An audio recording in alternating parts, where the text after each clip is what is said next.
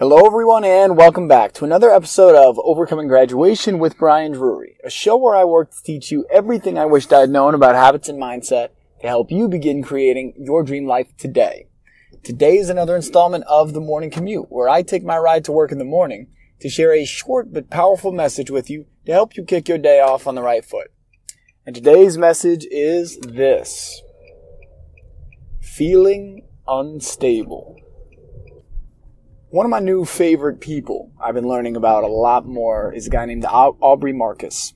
So he's one of the co-founders of Commute, and also has a podcast. He's been featured on tons of podcasts.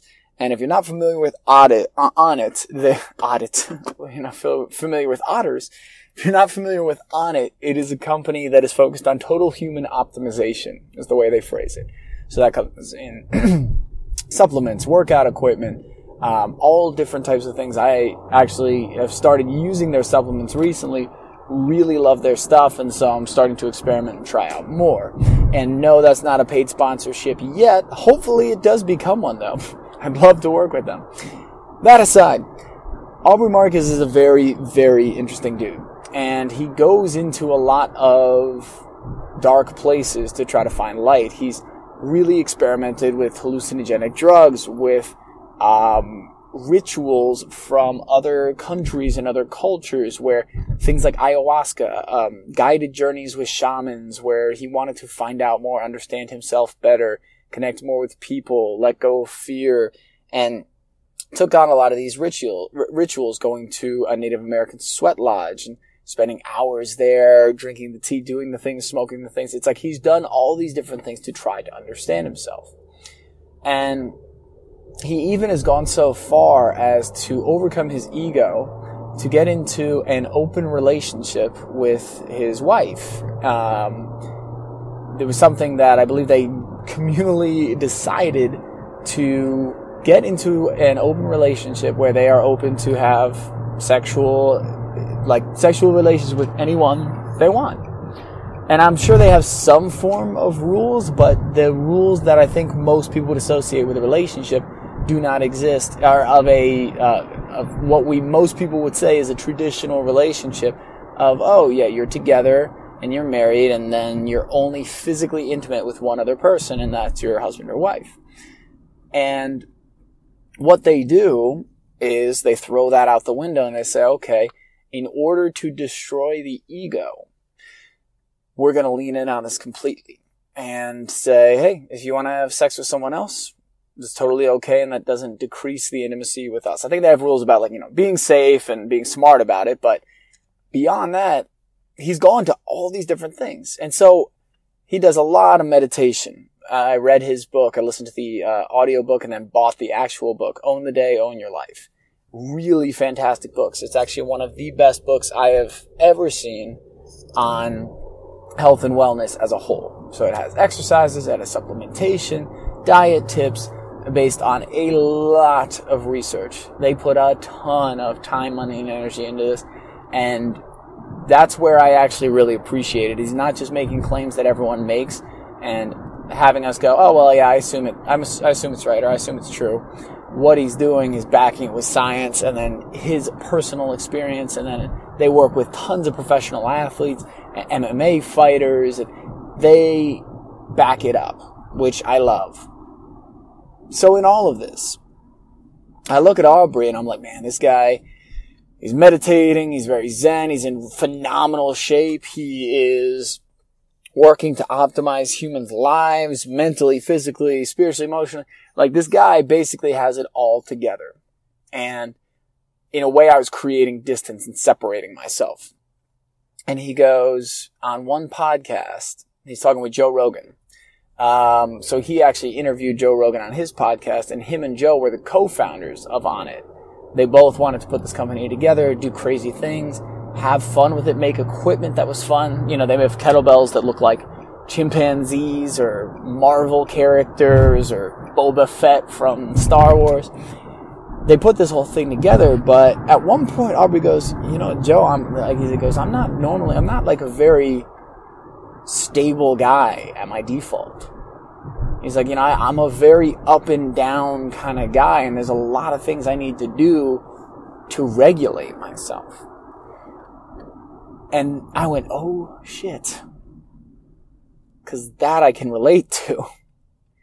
And like so many times in my life, I've compared myself to someone that I want to emulate or someone I look up to and gone, wow, them, me. And them is way up here and me is like way down here. Like they're just levels and they're like a whole different class of human. They're better. And why do we do that? It's because if they're just a different type of human, that they have better genes or that they are totally different or that they're more zen, then it removes the responsibility from us to take action to make the difference.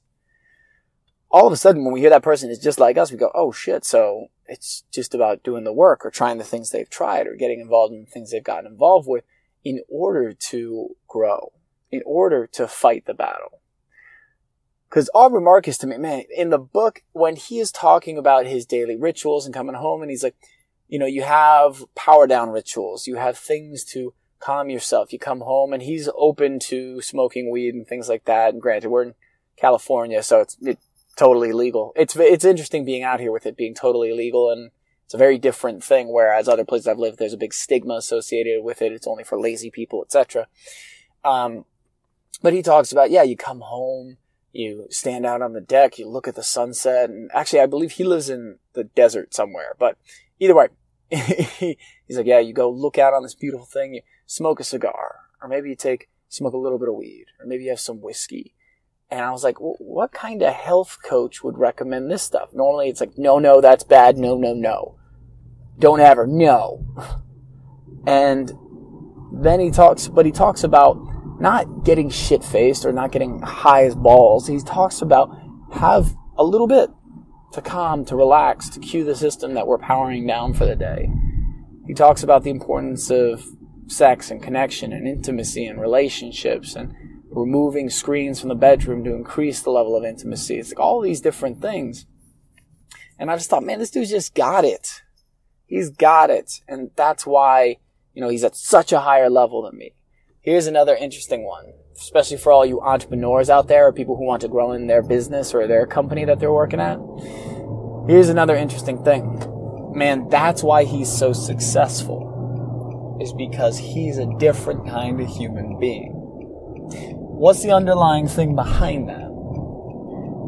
That's why I can't or won't be successful, because I'm not that type of human being. I'm not Aubrey. So I shouldn't even try. Ooh, isn't that interesting? Well, hello, bullshit negative voice. Welcome back. It's been a while. It's been like 4 minutes since you showed up. But that's the thing, guys. It's so insidious, that voice. It finds whatever. That's one of my favorite quotes, that the best excuses seem the most rational. The best excuses have us going, yeah, no, that makes sense. And so when Aubrey said, dude, I'm not really like that stable of a guy, it took all of my recent experiences, the past couple months have been crazy. And I went, oh my God, I'm not alone. But holy shit, okay. Because here's the thing, guys, with the battles that I've had with anxiety in particular recently and stress, and damn, have I done a good job. I'm going to give myself that, because I went through some of the most intense anxiety in my life, 3 weeks nonstop, feeling like I couldn't control it. And instead of just sitting there passive, I said, what can I do?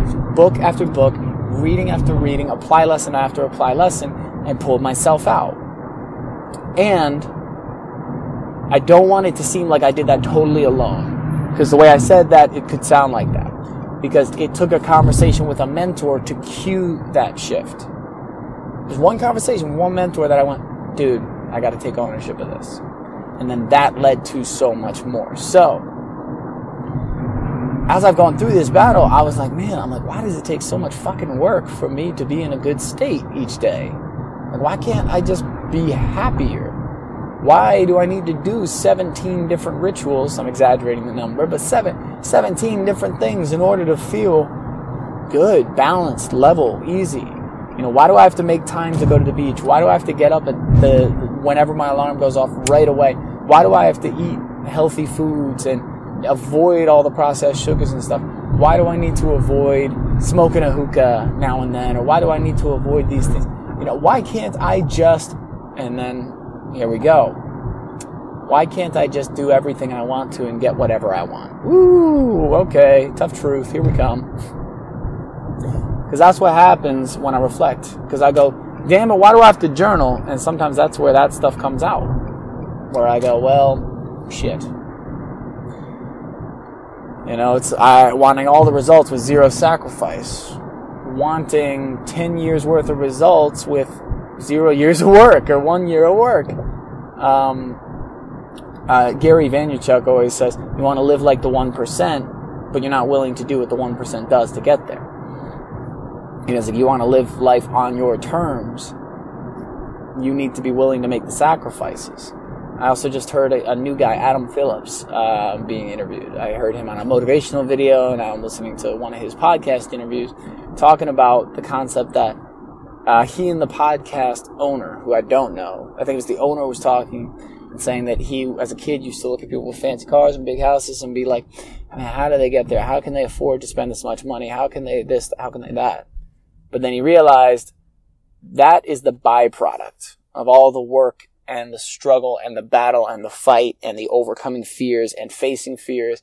That's the byproduct for many people. In Adam Phillips' speech, he said, the money that you're looking to make, the millions that you want to make, they're not made when you sign your biggest client or someone hands you the biggest check you've ever gotten.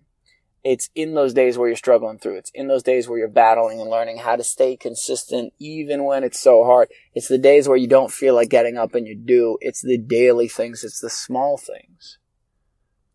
So I looked at Aubrey, used to think like, man, this dude just got it. He's a Zen, chill master. He's got life figured out. He's happy. He's successful. He's strong. Like everything you could want, right? He's all those things. And yet, he goes into some real deep, heavy shit. He said, even in his open relationship, he goes, it's extreme highs and lows. And I was like, dude, I can't even imagine that. That's a whole nother, and part of me went, oh God, am I going to have to do that to face my fear? And I'm like, okay, Brian, just because someone I emulate does it doesn't mean I have to do it. That's just something that they've chosen. That's an option. But him saying, dude, I'm not a very level guy normally, just that is default. That made me feel a lot more normal and a lot less scared. That feeling of being unstable, unless I do X, Y, Z, I'm like, okay, well, if I know those things, then I just need to make sure I do X, Y, Z. I prioritize that. And here's the thing, as you get deeper into taking care of yourself, you become less unstable. You get a firmer foundation. So hey, you have a couple nights of sleep off, but you're doing all those other things right, man, you're still going to be in a pretty damn good place, especially compared to where you were prior to doing all this work. You take a few days off from working out, but you're still doing all the other stuff. You're meditating, you're journaling, you're sleeping well. It's like you're still going to be in a great place. So it's just about optimizing our days and our routines so that the great majority of the time we're hitting all or as many of those things as possible. Because when we do that, quality of our life increases, but even better, it's like the quality of our life increases so that we can give more. And this is where I've had some frustration with myself lately. It's like I've really been working on myself, but my giving back I know has been limited. There's a lot more I could be giving. And even just in this podcast, as I'm recording this, I have a huge bank of podcasts backed up. I haven't posted one in months. It's going to be 5 months now. Wow, that's crazy.